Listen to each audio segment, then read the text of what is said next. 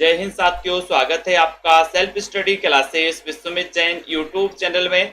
तो सभी साथी जल्दी से एक बार वीडियो को लाइक कर दें। और दोस्तों स्टार्ट हो चुका है आज का ये सेशन। इस सेशन से रोज जुड़ने के लिए दोस्तों आपको क्या करना है, वीडियो को लाइक करना है, चैनल को सब्सक्राइब करना है, बेल आइकन को भी दबा देना है ताकि इसकी इंफॉर्मेशन आपके मोबाइल तक जरूर पहुंचेगी। ठीक है, सभी साथी आ चुके हैं तो एक बार जल्दी से वीडियो को लाइक कर दें दोस्तों। और जिन भी साथियों को एडमिशन लेना है सेल्फ स्टडी क्लासेस के कोर्स में, तो अभी मात्र आप 1200 रुपए में दोस्तों एडमिशन ले सकते हो और 1200 में 12 महीने के लिए एडमिशन ले सकते हैं। ठीक है, इतना बढ़िया सेशन, इतना बढ़िया कोर्स आप लोगों के लिए चलाया जाता है। बढ़िया दोस्तों, रोज रात्रि 9 बजे हम यहाँ पर पढ़ते हैं। ठीक है, और ये बिल्कुल फ्री क्लास होती है आप लोगों के लिए। ठीक है, तो रात्रि 9 बजे। और दोस्तों ये हिंदी साहित्य के इस कोर्स में जिनको भी एडमिशन लेना है वो सभी साथी ये सेल्फ स्टडी क्लासेस का ऐप डाउनलोड कर लें। ठीक है, और दोस्तों ये अगर आपको हिंदी साहित्य के गद्य साहित्य और पद्य साहित्य के नोट्स मंगवाना है, हिंदी साहित्य के गद्य और पद्य 2 पार्ट में है ये नोट्स, अगर अपने घर पर मंगवाना है, कई पुस्तकों का निचोड़ है। ठीक है, क्रमबद्ध टॉपिक है दोस्तों, ये बहुत ही बढ़िया ये नोट्स बनाए गए हैं। ठीक है, तो आप घर पर मंगवा सकते हैं, ट्रिक भी है साथ में। पंजाब मास्टर कैडर वाले मॉडल पेपर परचेज कर सकते हैं मात्र 500 में ये मॉडल पेपर। ठीक है, मात्र 500 में बहुत ही बढ़िया मॉडल पेपर बनाएगा दोस्तों। साथ ही पीडीएफ भी इसकी डाउनलोड कर सकते हैं। टीजीटी पीजीटी वाले साथी अभी भी दोस्तों आप एडमिशन ले सकते हैं। और ये जो 1200 का ऑफर है ये सिर्फ दोस्तों आज या 1-2 दिन के लिए बस है। सो आप सभी साथी इसका जो है लाभ जरूर लें। उसके बाद यही कोर्स आपके लिए बढ़ी हुई राशि पर दोस्तों मिलेगा। ठीक है, चलिए तो यहां पर आपको बताना है। और जिन भी साथियों को 3000 क्वेश्चन की टेस्ट सीरीज अपने घर पर मंगवाना है, टॉपिक वाइज 3000 क्वेश्चन की टेस्ट सीरीज, वो अपने घर पर मंगवा सकते हैं 500 प्लस 99 पोस्ट चार्ज, 599 में। ठीक है, आचार्य शुक्ल ने भक्ति काल की समय सीमा क्या मानी है, चलिए बता दो फटाक से। भक्ति काल की समय सीमा क्या मानी आचार्य शुक्ल ने?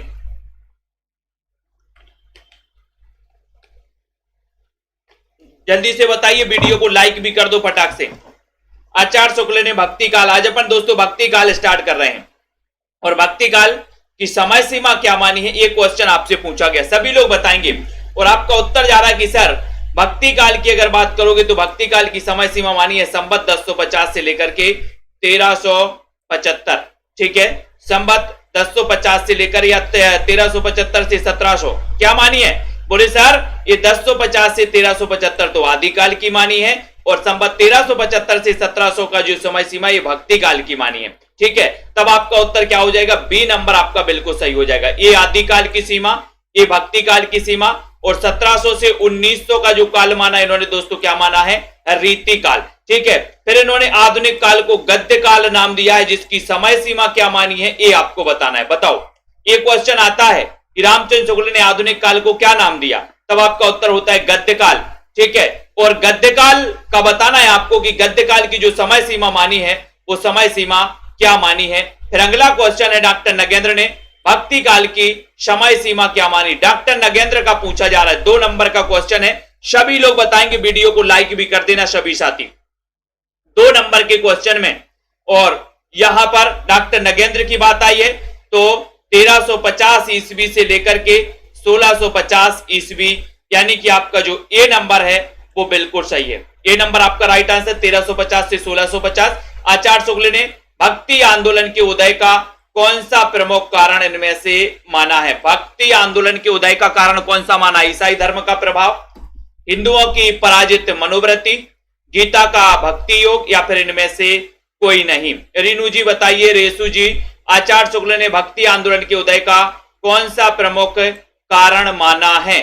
3 नंबर का क्वेश्चन है, आचार्य शुक्ल के हिसाब से आपको बताना है। वीडियो को शेयर कर दो साथी। और आचार्य शुक्ल ने क्या माना? आचार्य शुक्ल ने माना है कि हिंदुओं की पराजित मनोवृत्ति, यानी कि आपका जो बी नंबर है, बी नंबर आपका बिल्कुल सही है। बी नंबर राइट आंसर है, बी नंबर आपका बिल्कुल सही आंसर है। ठीक है, अगला है भक्ति भावना का मूल स्रोत भारत के किस भाग में माना गया है?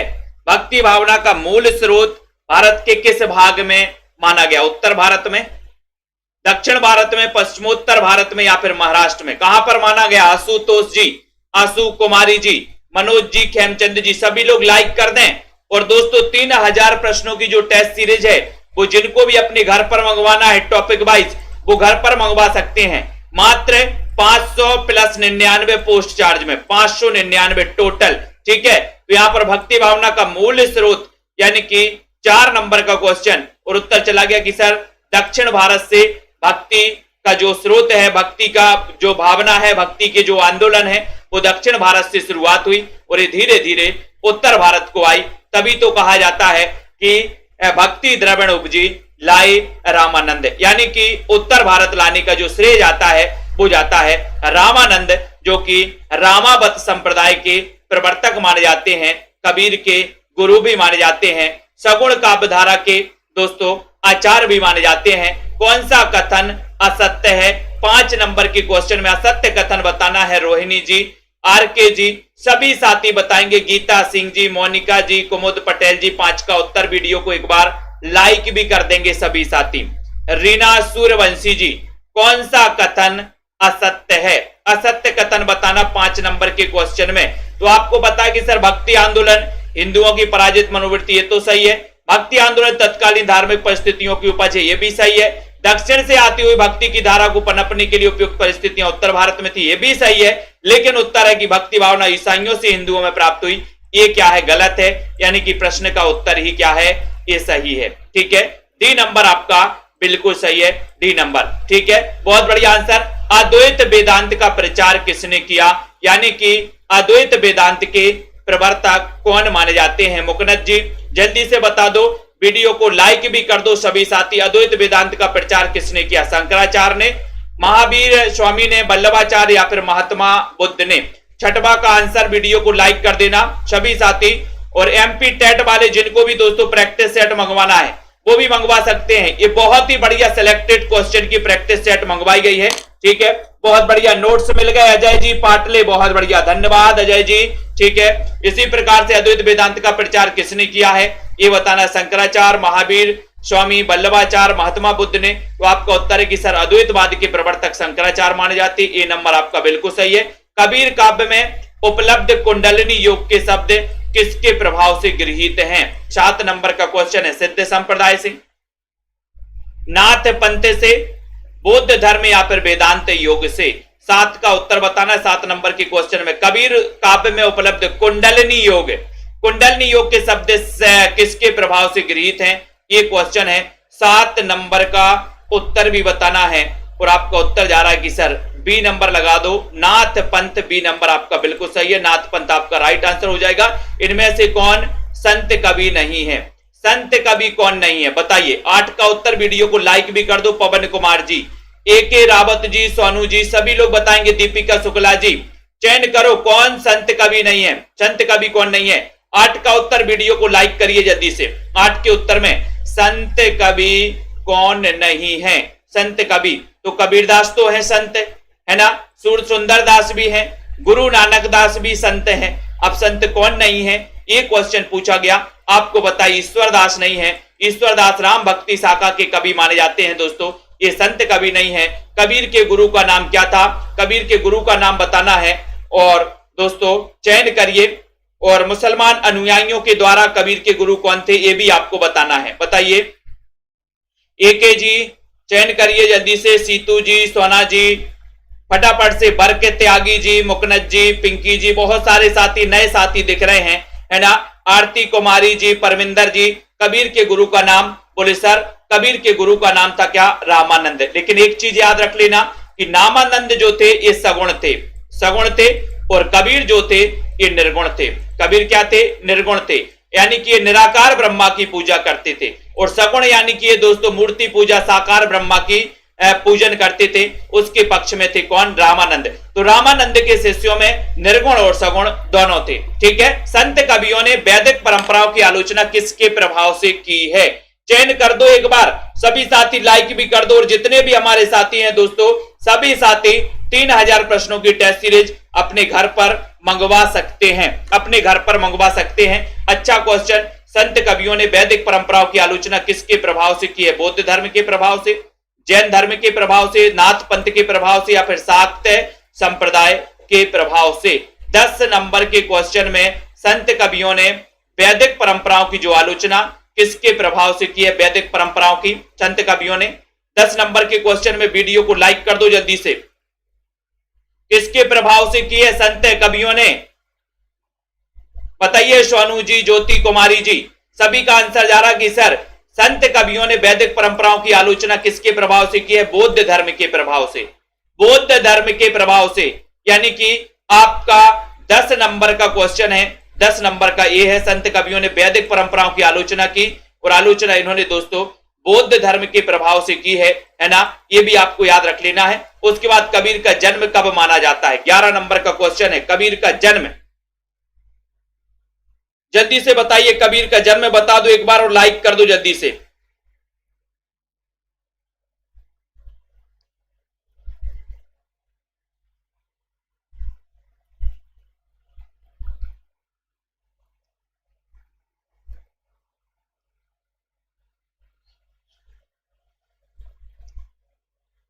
जल्दी से बताएंगे दोस्तों।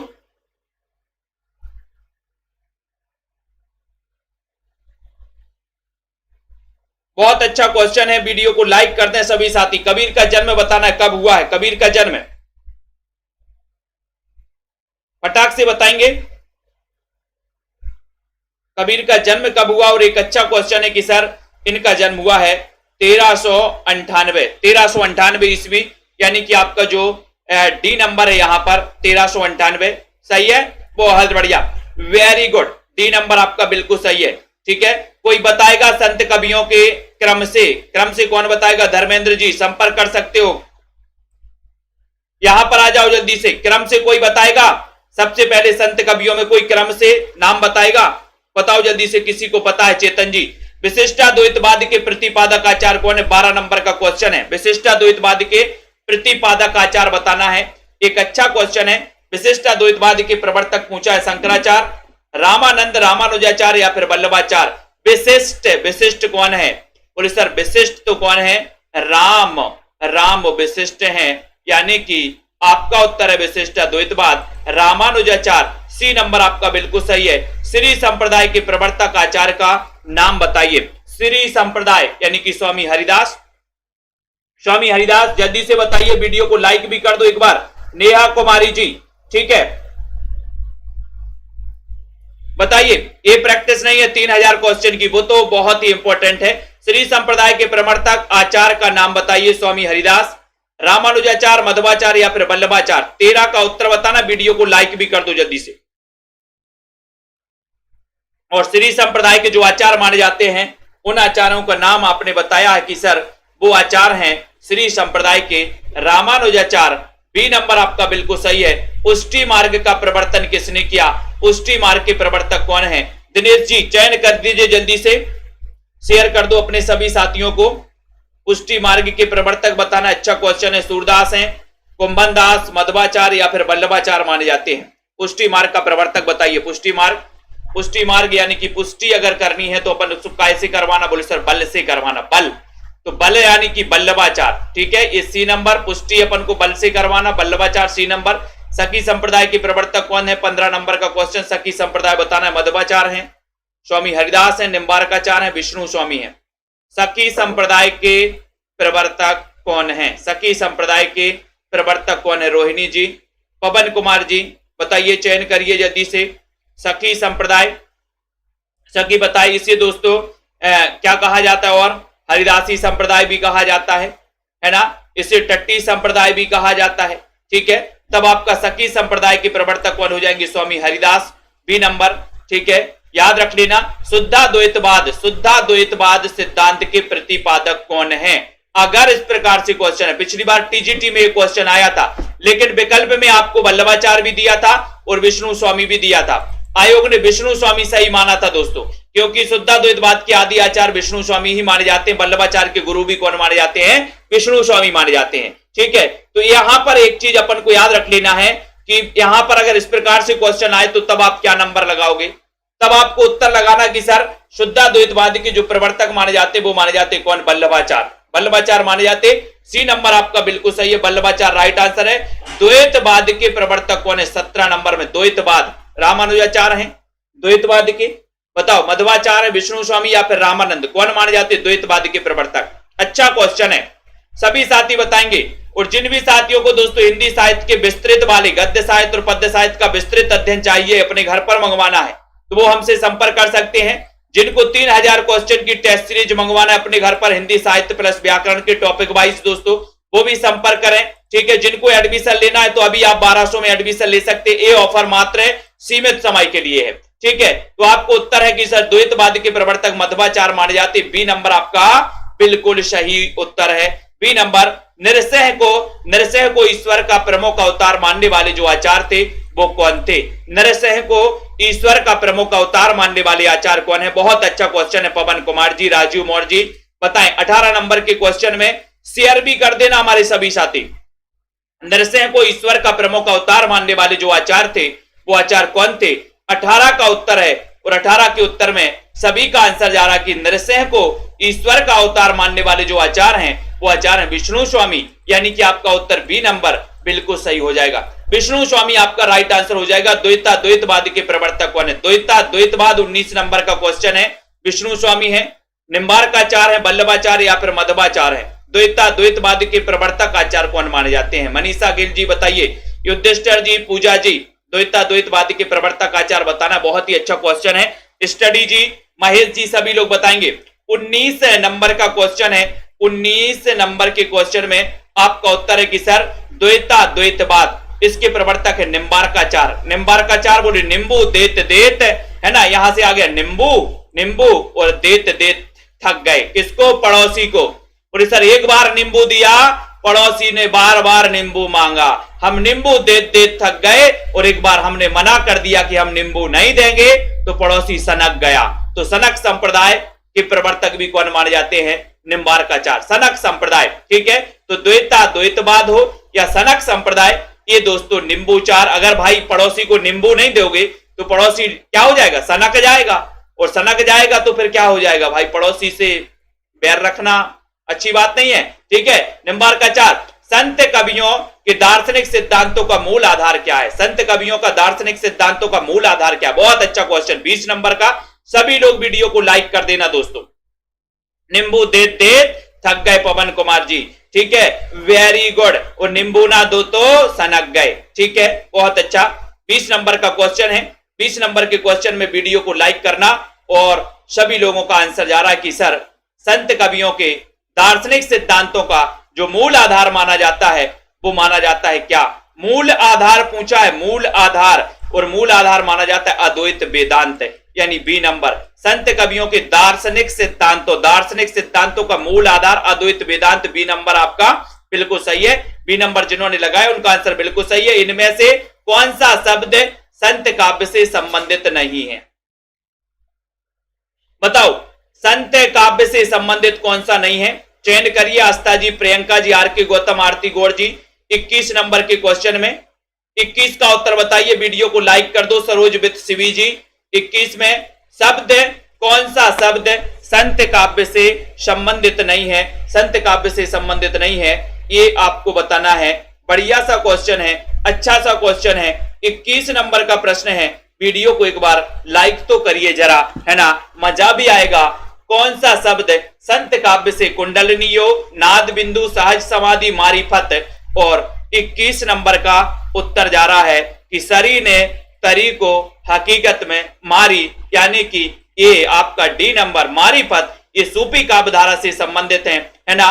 डी नंबर आपका सही है। कौन सी प्रवृत्ति संत काव्य की नहीं है? 22 नंबर के क्वेश्चन में कौन सी प्रवृत्ति संत काव्य की नहीं है? गुरु की महत्ता, रहस्यवादी भावना, बाहा आडंबरों का खंडन, वर्ण व्यवस्था का समर्थन। दृष्टि जी जल्दी से बताइए एक बार, और दोस्तों वीडियो को लाइक जरूर कर देना। एडमिशन जिनको लेना self study classes, play store में जाइए, सर्च करिए सेल्फ स्टडी क्लासेस। ठीक है, ऐप को डाउनलोड कर लीजिए। ठीक है, कौन सी प्रवृत्ति संत काव्य की नहीं है ये बताना है। 22 नंबर का क्वेश्चन है। 22 नंबर के क्वेश्चन में उत्तर जा रहा वर्ण व्यवस्था का समर्थन, ये नहीं है। डी आपका बिल्कुल फिर से सही है, बहुत बढ़िया। वल्लभाचार्य के पुत्र का क्या नाम था? 23 नंबर का क्वेश्चन है। वल्लभाचार्य का पुत्र का नाम क्या था जिन्होंने 1565 में दोस्तों अष्टछाप की स्थापना की थी? अष्टछाप में 8 कवि थे दोस्तों, 4 वल्लभाचार्य के शिष्य थे और 4 और शिष्य थे। वो किसके शिष्य थे? ये सभी का आंसर आपको चयन करना है। सभी का आंसर आप लोगों को ही बताना है। इतना बढ़िया सेशन आपसे वल्लभाचार्य के पुत्र का नाम पूछा है दोस्तों। वल्लभाचार्य वही हैं जिन्होंने शुद्धाद्वैतवाद पुष्टि मार्ग की स्थापना की थी, है ना। और यह 23 नंबर के क्वेश्चन में आपका उत्तर हो जाएगा कि सर गोस्वामी विट्ठलनाथ, यानी कि आपका सी नंबर। बंगला भाषा में रचित रामायण का राम कथा का नाम क्या? मोस्ट इंपोर्टेंट क्वेश्चन 24 नंबर के क्वेश्चन में बताइए, जल्दी से बताइए। वीडियो को लाइक भी कर दो फटाफट से, जल्दी से। बंगला भाषा में रचित राम कथा का नाम क्या है? राम कथा का नाम क्या है? बताओ आनंद जी, बताइए जल्दी से। कृतिवासी रामायण, अध्यात्म रामायण, नितिन सागर जी, सभी लोग बताएं। 24 नंबर का क्वेश्चन है। 24 नंबर के क्वेश्चन में आपको पता है कि सर बंगला भाषा में रचित राम कथा का जो नाम है वो है कृतिवासी रामायण, यानी कि आपका जो ये नंबर है, ये नंबर आपका बिल्कुल सही है। ये नंबर आपका राइट आंसर। जिन्होंने बताया कृति अपन को याद रख लेना, बोले सर हम बंगला में रखेंगे कृति, काय में? अपने बंगला में ही रखना कृति, दूसरे बंगला में रखना नहीं जाना। तो बंगला से बंगला भाषा और कृति से कृतिवासी रामायण, यानी कि ये नंबर आपका बिल्कुल सही हो जाएगा। अगर आपको मजा आ रहा हो, अच्छा लग रहा हो इस क्लास में, तो लाइक जरूर कर दिया करो साथियों, है ना। आप लोगों का मन भी नहीं होता लाइक करने का, शेयर करने का। तत्वदीप निबंध के लेखक कौन है? गोस्वामी विट्ठलनाथ। वल्लभाचार्य कृष्णदास मध्वाचार्य, ये बताना है आनंद जी, जल्दी से बताइए। वीडियो को लाइक कर दीजिए। आरिफ खान जी, दीपा जी, हरमिंदर जी। तत्वदीप निबंध के रचनाकार कौन है? 25 नंबर का क्वेश्चन है। 2 और लाइव क्लासें होती हैं दोस्तों, और 2 और लाइव क्लासें होती है, वो पेड वाली होती है। एक शाम को 5 बजे होती है पेड वालों की, और शाम को 6:30 बजे भी होती है पेड वालों की, है ना। तो अगर आप पेड वाले मेंबर बनना चाहते हैं दोस्तों, यानी कि आप एडमिशन लेना चाहते हैं, तो अभी बढ़िया सा मौका है। 1200 में 12 महीने, 1200 में 12 महीने निरंतर अध्ययन। एग्जाम आते रहेंगे, जाते रहेंगे, लेकिन क्या है, अपनी पढ़ाई नहीं रुकनी चाहिए। तत्वदीप निबंध के रचनाकार कौन है? 25 का उत्तर बताना है, और सभी का आंसर बिल्कुल सही जा रहा है कि सर तत्वदीप निबंध, यानी कि बल। क्योंकि तत्व में क्या है? तत्व में बहुत बल है, तत्व में बल होता है। बीजक में किस कवि की रचनाएं संकलित हैं, और बीजक नाम से संकलित किसने की है, ये भी बताना है। चलिए दिनेश जी बताइए, नवदीप जी, शशि जी, बीजक में किस कवि की रचनाएं संकलित हैं और बीजक नाम से संकलित की किसने है, ये भी आपको चयन करना है। बहुत ही बढ़िया क्वेश्चन, बहुत ही अच्छा क्वेश्चन है। वीडियो को शेयर करते रहिए। बहुत ही इतने बढ़िया क्वेश्चन आपसे पूछे जा रहे हैं। वीडियो को लाइक कर दो, शेयर कर दो। बीजक में किस कवि की रचनाएं संकलित हैं, ये क्वेश्चन पूछा गया। अच्छा प्रश्न पूछा गया है, अच्छा ही, बहुत ही बढ़िया। और आपका उत्तर यानी कि 26 नंबर का क्वेश्चन है, और 26 नंबर के क्वेश्चन में कबीरदास और कबीरदास की वाणियों का संकलन बीजक नाम से किसने किया, तब आपका उत्तर हो जाएगा कि सर इनके शिष्य धर्मदास ने किया है। धर्मदास अपन को याद कर लेना है, ठीक है। और ये धर्मदास की आपने पढ़ी होगी, धनी धर्मदास की वाणी, है ना। तो आपका याद रख लेना, ये सी आपका सही है। धर्मदास ने बीजक नाम से दोस्तों इनकी रचनाओं का संकलन किया था, इनकी वाणियों का संकलन किया था। कबीर की पत्नी का नाम क्या था? बहुत अच्छा क्वेश्चन। 27 में कबीर की पत्नी का नाम क्या था? कबीर की पत्नी का नाम बताना है। पोती पढ़ पढ़ जग मुआ, पंडित भया न कोई, और ढाई आकर प्रेम के पढ़े सो पंडित होए। कबीरदास 1398 में जिनका जन्म हुआ, है ना। और दोस्तों कबीर के बारे में आपको बताना है कि इनकी पत्नी का दोस्तों नाम क्या है। आपको पता है कि सर इनका जन्म हुआ था काशी लहर तारा तालाब के पास दोस्तों, है ना। याद रख लेना इनको दोस्तों, एक विधवा ब्राह्मणी इनको तालाब के पास फेंक गई थी, कबीरदास को, है ना। और कबीरदास के बारे में याद रख लेना कि सर इनकी मृत्यु हुई थी कहां पर? मगहर में हुई थी, ठीक है। तो ये भी याद करोगे।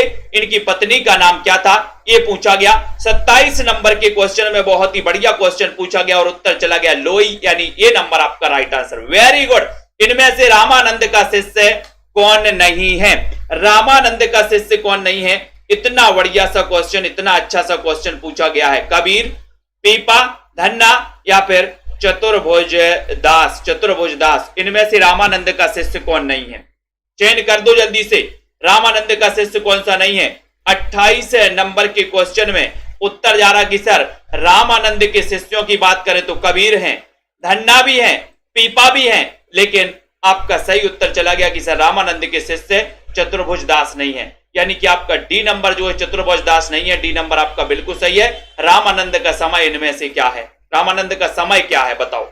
1368 से 1468, 1550 से 1648, 1250 से 1325, 1650 से 1740। रामानंद का समय इनमें से क्या है? रामानंद का समय बताना है आलोक जी। 29 नंबर का क्वेश्चन है और आपका उत्तर है कि सर इनका समय 1368 से 1468 माना जाता है।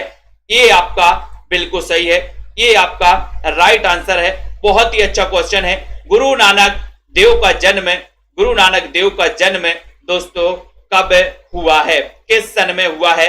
गुरु नानक देव का बताना है, गुरु नानक देव का बताना है। सभी को पता है पिछली बार टीजीटी में गुरु नानक देव की माता का नाम पूछा गया था, तृप्ता, ये पूछा गया था, है ना। अब यहां पर गुरु नानक देव, आपको पता है दोस्तों कि गुरु नानक जो देव हैं ये दार्शनिक विचारधारा से मतलब उत्प्रोत थे। इनकी जो विचारधारा थी वो दार्शनिक विचारधारा से क्वेश्चन आता है कि संत कवियों में दार्शनिक विचारधारा जो वाला संत कवि था वो कौन था? तो वो थे दोस्तों गुरु नानक देव, जिनका जन्म हुआ था 1469 में। सी नंबर आपका बिल्कुल सही हो जाएगा। ठीक है, इनमें से कौन सा संत नहीं है? संत नहीं है बताना है, ये क्वेश्चन पूछा गया। 31 नंबर के क्वेश्चन में आपको बहुत ही बढ़िया क्वेश्चन पूछा गया है।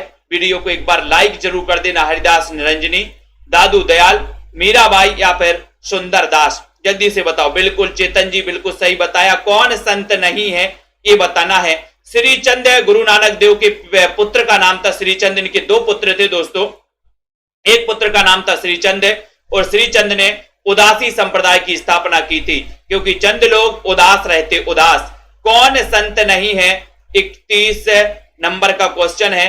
उत्तर है कि सर हरिदास निरंजनी है, दादू दयाल भी हैं, सुंदर दास भी हैं, है ना। मीराबाई यानी कि आपका यहां पर सी नंबर कृष्ण काव्य धारा से मानी जाती है संबंधित दोस्तों। ठीक है, ये सी आपका यहां पर बिल्कुल सही हो जाएगा। सी नंबर राइट आंसर हो जाएगा।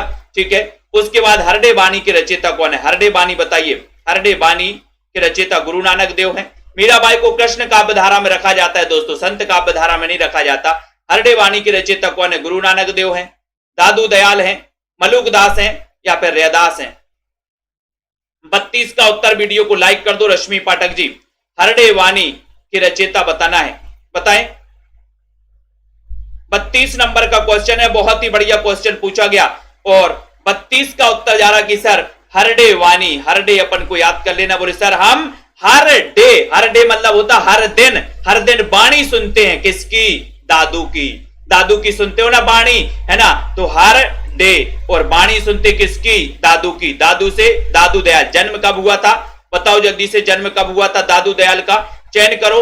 समाधि जोग ग्रंथ ये किस संत की रचना है? समाधि जोग ग्रंथ, समाधि जोग ग्रंथ, इसके रचनाकार कौन है बताइए। गवर्नमेंट टीचर जी, अशोक जी, पूर्णिमा जी, सभी लोग चयन कर दो जल्दी से एक बार।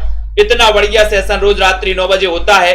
और जिन भी साथियों ने सेल्फ स्टडी क्लासेस का ऐप डाउनलोड नहीं किया वो सभी साथी सेल्फ स्टडी क्लासेस का ऐप डाउनलोड कर लें। जिनको हिंदी साहित्य को बहुत स्ट्रांग बनाना है, अच्छे से पढ़ना है दोस्तों, वो आज ही एडमिशन ले 1200 रुपए में। जिनको 3000 क्वेश्चन की प्रैक्टिस सीरीज अपने घर पर मंगवाना है आप हमसे संपर्क करें और दोस्तों बाई पोस्ट के माध्यम से ये आपके घर भिजवाई जाएगी। 33 नंबर का क्वेश्चन है। 33 नंबर के क्वेश्चन में आपका उत्तर है कि सर हरिदास निरंजनी की रचना है समाधि जोग ग्रंथ, यानी कि आपका उत्तर हो गया बी नंबर। अगला है सुंदर ग्रंथावली का संकलन किसने किया? सुंदर ग्रंथावली का, बहुत अच्छा। आपको पता है एक क्वेश्चन आता है कि संत कवियों में सबसे पढ़े लिखे और सबसे जो शास्त्रार्थ थे वो कौन माने जाते हैं? तो सुंदर दास माने जाते हैं। ठीक है, और श्रृंगार रस संबंधी रचनाओं के विरोधी माने जाते हैं कौन? दोस्तों सुंदर दास। ठीक है, और सुंदर ग्रंथावली का जो संकलन किया है वो किसने किया है? एक क्वेश्चन और है, सुंदर दास के गुरु का नाम क्या है? सुंदर दास के गुरु का नाम क्या है? जन्म कब हुआ सुंदर दास का ये भी बता दो। 34 नंबर के क्वेश्चन में आपका उत्तर है कि सर सुंदर ग्रंथावली का जो संकलन किया था वो किया है हरि नारायण शर्मा ने, यानी सी नंबर। पुरोहित हरि नारायण शर्मा ने किया है। किसका दोस्तों? सुंदर ग्रंथावली। 34 नंबर के क्वेश्चन में सी नंबर आपका करेक्ट आंसर है। अगला क्वेश्चन है सुखमनी की रचयिता कौन है? सुखमनी 35 नंबर में बताइए। पिंकू जी, हरीश सरोज जी, रीनू जी, सुखमनी के रचयिता नेता बताना है। गुरु नानक हैं, गुरु अंगद हैं, गुरु अर्जुन देव, गुरु अमरदास हैं? सुखमनी के रचनाकार कौन है? उत्कर्ष जी, पिंकू जी जल्दी से बताइए। ज्योति सी, वीडियो को लाइक भी कर देना। पूजा जी, रोली सिंह जी, बॉबी जी, 35 का उत्तर, 35 नंबर का चयन करना है, 35 का उत्तर बताना है। उत्तर हो जाएगा कि सर सुखमनी के जो रचयिता माने जाते हैं वो माने जाते हैं कौन? कौन बता रहा है? कौन बता रहा उत्तर 35 नंबर के क्वेश्चन में? मनीषा जी बताइए, प्रियंका जी चयन करिए जल्दी से। और सभी लोगों का आंसर आ रहा है कि सर सुखमनी जो रचना है गुरु अर्जुन देव। अर्जुन अपन को याद कर लेना है, सुखमनी, सुखमनी है ना, अर्जुन देव। गुरु अर्जुन देव के कितने पद गुरु ग्रंथ साहिब में संकलित हैं? बहुत अच्छा क्वेश्चन है। 36 नंबर, 5वें गुरु माने जाते गुरु अर्जुन देव, 5वें गुरु गुरु अर्जुन देव माने जाते हैं। इनके कितने पद हैं जो गुरु ग्रंथ साहिब में संकलित हैं? 500 पद हैं, 1000 पद हैं, 6000 पद हैं या फिर 5000 पद हैं?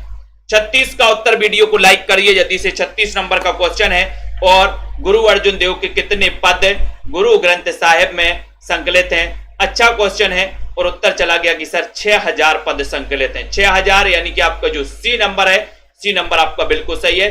आशा दीवार, आशा दीवार, सोहिला, रहीरास किस कवि की रचनाएं हैं? आशा दीवार, सोहिला, रहीरास ये किस कवि की रचना है? गुरु नानक की, गुरु अंगद की, गुरु अर्जुन देव की या फिर दादू दयाल की? यानी कि 37 नंबर का क्वेश्चन है।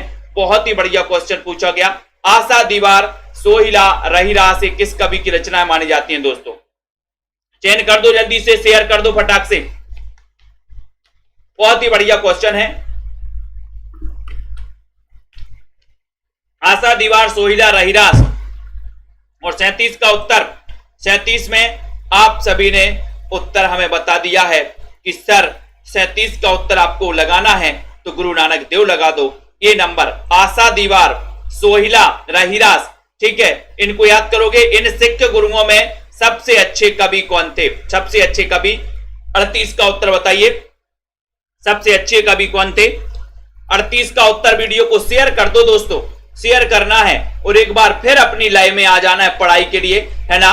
बोले सर त्योहार आते रहेंगे जाते रहेंगे, पढ़ाई रुकनी नहीं चाहिए, ठीक है। ऐसा ही एग्जाम आते रहेंगे जाते रहेंगे लेकिन पढ़ाई रुकनी नहीं चाहिए। इन सिख गुरुओं में सबसे अच्छे कवि कौन थे? ये क्वेश्चन पूछा गया। 38 नंबर का क्वेश्चन पूछा गया और 38 नंबर में सभी लोगों ने बताया कि सर सबसे अच्छे कवि जो थे, है ना, इनमें से गुरु अर्जुन देव, यानी बी नंबर आपका बिल्कुल सही है, ठीक है। बी नंबर आपका राइट आंसर चला गया। इतना बढ़िया सेशन चलता है ये, आप लोगों के लिए बहुत ही बढ़िया प्रैक्टिस करवाई जाती है और आप लोग हैं कि इससे जुड़ते नहीं हैं, अपने साथियों को नहीं जोड़ते, है ना। कहीं ऐसा तो नहीं है कि आप लोग सोचते हो कि साथियों को जोड़ देंगे तो उनके नंबर कहीं हमसे ज्यादा तो ना आ जाएं, ऐसा तो नहीं सोचते आप लोग। साथियों को जोड़ो भैया, है ना। ये सब किस्मत का खेल होता है कि अध्ययन तो हजारों लोग करते हैं, सिलेक्शन किसी 5 का होता है, ठीक है। तो अध्ययन सभी करो, अपने मित्रों को भी करवाओ, है ना। सुखमनी, बाबा नखरी, 12 मासा किस कवि की रचनाओं के नाम 39 नंबर के क्वेश्चन में है? जल्दी से बताइए 39 में। अगर इस भावना अगर आपके अंदर नहीं है तो आप मित्रों को जरूर शेयर करेंगे, है ना, और हम समझ जाएंगे। यहां पर बताइए 39 नंबर के क्वेश्चन में सुखमनी, बावना, आखिरी, 12 मासा 21 कवि की रचनाएं हैं। 39 नंबर का क्वेश्चन है और सभी लोगों का आंसर जा रहा कि सर ये रचनाएं मानी जाती हैं गुरु अर्जुन देव। सी नंबर आपका बिल्कुल सही है। काहेरी नलिनी तू को मिलानी, ये पंक्ति किस कवि की है? काहेरी नलिनी, है ना, तू को मिलानी, तू को मिलानी। जल्दी से बताओ, जल्दी जल्दी बताना है। प्रदीप, माहेश्वरी जी, वीना जी, पूजा जी, तनु जी। 40 का उत्तर काहेरी नलिनी तू को मिलानी, ये जो पंक्ति है ये पंक्ति किस कवि की है? गुरु नानक देव की है, कबीर की है, हरिदास नंजनी या फिर दादू दयाल की है। 40 नंबर का बहुत ही बढ़िया क्वेश्चन पूछा गया, अच्छा क्वेश्चन पूछा गया, इतना बढ़िया और सुंदर क्वेश्चन पूछा गया और आपका उत्तर चला गया कि सर एक कबीर दास की पंक्ति है। बी नंबर आपका बिल्कुल सही है, बी नंबर राइट आंसर। ढाई आकर प्रेम के पढ़े सो पंडित होए, कितनी बार तो मैंने बताया है कि कबीर दास ने कहा था कि भैया आप पोथी पढ़ पढ़ जग मुआ, यानी कि पोथी को पढ़ पढ़ के, हजारों पोथी पत्रा पढ़ पढ़ के, है ना, जग ने पूरा पढ़ लिया लेकिन पंडित कोई नहीं हुआ। और जिसने 2.5 अक्षर यह प्रेम की दोस्तों महिमा समझ ली, वो समझो क्या हो जाएगा? पंडित हो जाएगा। ऐसा कबीर ने कहा, 2.5 अक्षर प्रेम के पढ़े सो पंडित हो। सी नंबर अजगर करे ना चाकरी और पंछी करे ना काम, है ना।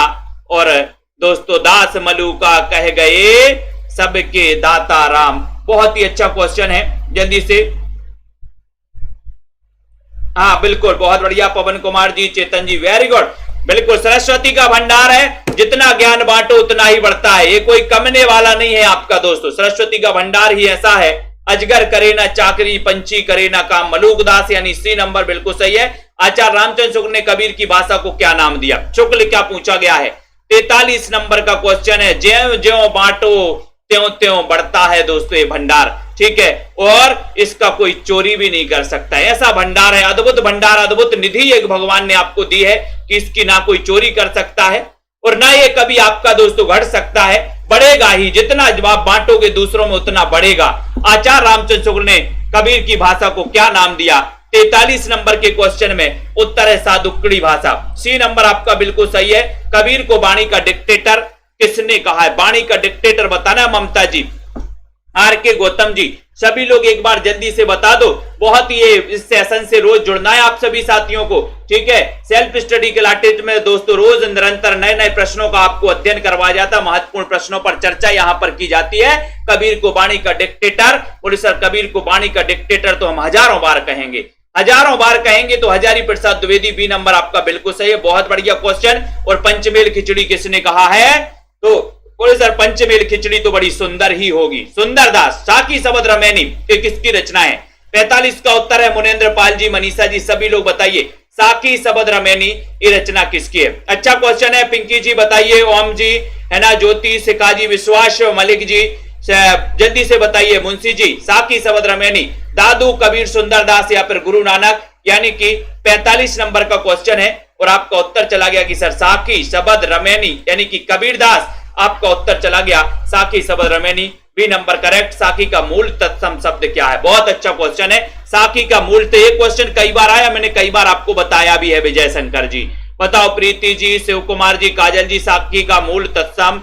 रश्मि पाठक जी, तत्सम क्या है साकी का? साकी का अर्थ क्या है? सीधा सीधा क्वेश्चन है, 46 नंबर का क्वेश्चन है। बहुत ही बढ़िया क्वेश्चन है। और 46 नंबर में सभी का आंसर जा रहा कि सर साकी का अर्थ है साक्षी। साक्षी यानी कि आपका जो सी नंबर है साक्षी बिल्कुल सही है। संत काव्य में किस रस की प्रधानता है?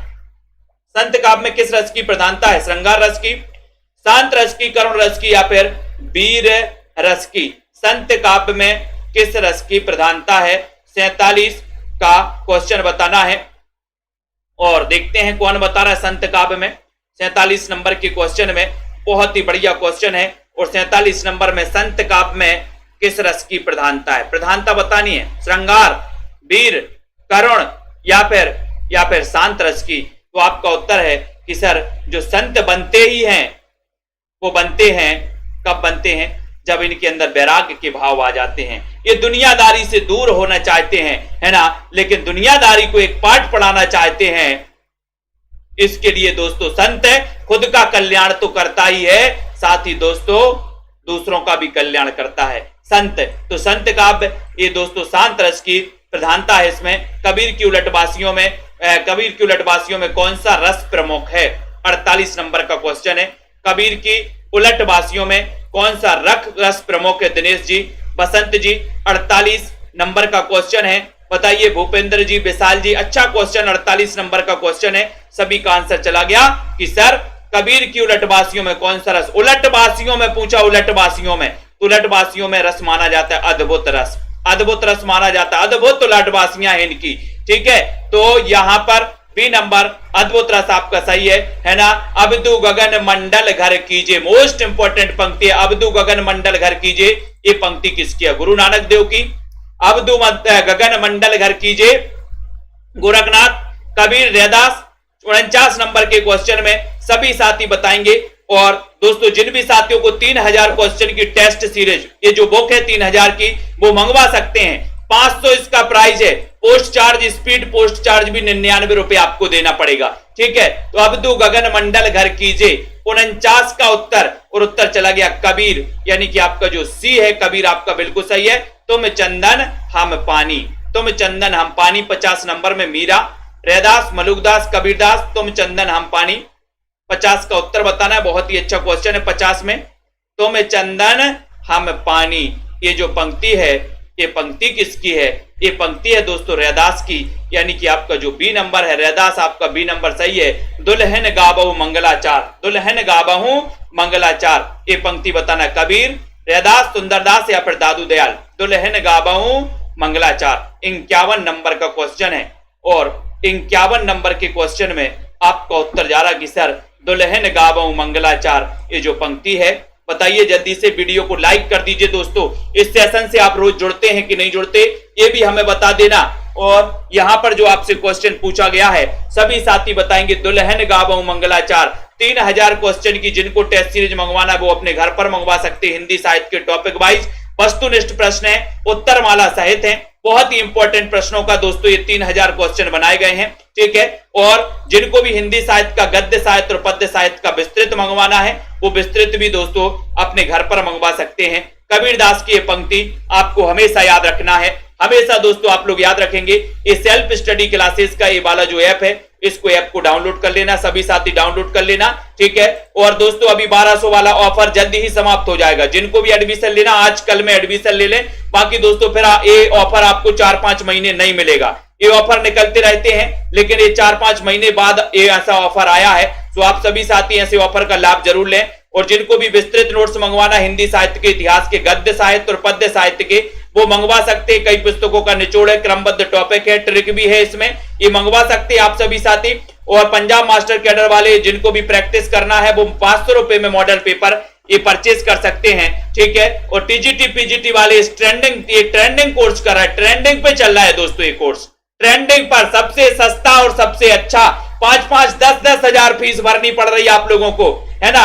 और कई दोस्तों लोग आते हैं कि सर यहां ऐसा नहीं पढ़ाया जाता जैसा आप पढ़ाते हो, कि ट्रिक से याद करवा देते हो सारी चीजें, है ना। दोस्तों सीमा जी, तो मनमोहन, दीपिका जी, पवन जी, चेतन जी, निशु जी, है ना, गोमतेश्वर, आलोक जी, चेतन जी, पूजा गौर जी, रागिनी जी, दारसू जी, सभी साथियों को बहुत बहुत धन्यवाद। आप सभी साथी इतने बढ़िया तरीके से पढ़ते, अपने सभी साथियों को शेयर भी कर दिया करो। साक्षी तिवारी जी, चेतन जी, है ना, मनीषा गिल जी, सिकंदर जी, शालिनी जी, अयोध्या जी, अयोध्या प्रसाद जी, ठीक है, सुखदेव, सुभाष चंद्र जी, सुभाष श्रीवास्तव जी, सुखदेव जी, श्वेता जी, दारसू, अनुराग जी, चेतन जी, ठीक है, अमन जी, और इट्स जी, प्रेम जी, अंकित जी, मंजू जी, मनोज कुमार जी, रीनू जी, आनंद जी, ठीक है। रोज रात्रि 9 बजे क्लास होती है, 10 बजे एक क्लास एग्जाम पार पर भी होती है, वो क्लास भी आप लोगों को देखना है, ठीक है। रमन त्यागी, ठीक है, आलोक जी, अनुराग जी, पवन कुमार जी, ठीक है, कवित जी, नितेश जी, रेसू जी, मनीषा, ठीक है, लक्ष्मी जी, मुनेन्द्र पाल जी, सभी साथियों को धन्यवाद दोस्तों। सेल्फ स्टडी क्लासेस का ऐप डाउनलोड करें, पढ़ते रहें।